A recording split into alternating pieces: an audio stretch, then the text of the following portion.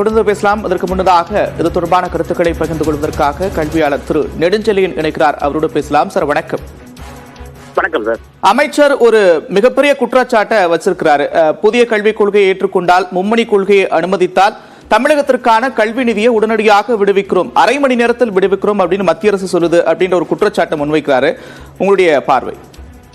இது ஏற்புடையதில்லை. ஏன்னா தமிழகத்தை வஞ்சிக்கிறதுக்காக அவங்க பள்ளி கல்வியும் சரி, உயர்கல்வியும் சரி ரொம்ப சிரமப்படுது. ஏன்னா மாணவர்கள் நல்லா படிக்கக்கூடிய மாணவர்கள் திடீர்னு ஒரு 6 பல்கலைக்கழகத்துல அவங்களுக்கு துணைவேந்தர்கள் இல்லை, இந்த மாதிரி பள்ளி கல்விக்கு ஃபண்ட் இல்லை அப்படின்னா இந்த மாநிலத்தின் வளர்ச்சியை பார்த்து அவங்க பொறாமையடைகிறார்கள்.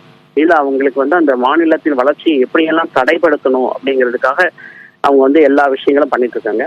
அது இப்போ ஒரு சென்ட்ரல் கவர்மெண்ட் அது பொலிட்டிக்கலா அவங்க எப்படி ஹேண்டில் பண்ண, பட் என்னை பொறுத்த வரைக்கும் ஒரு உறுதிமொழி ஏற்று நான் இந்த ஆட்சிக்கு மக்களுக்கு நான் ஹெல்ப் பண்ணுவேன் அப்படின்னு சொல்லிட்டு இந்த மாதிரி பொலிட்டிக்கல் ரீசனுக்காக குழந்தைங்களை பழிவாங்குறதுன்றது எந்த வகையிலும் ஏற்புடையதில்லை. இது மிகுந்த வேதனை தருகிறது.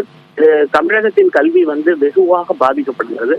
இந்த பாதிப்பினால மத்திய அரசு என்ன பெனிஃபிட் ஆகுது அப்படின்னா, ஆல்ரெடி எல்லா துறைகளிலேயும் படித்த நம்ம மாணவர்களுக்கு வேலை கிடைப்பதில்லை. இதர் சிஆர்பிஎஃப் இருக்கட்டும், சென்ட்ரல் கவர்மெண்ட், எனிதிங் ரயில்வே எல்லாமே போயிட்டு இருக்கு.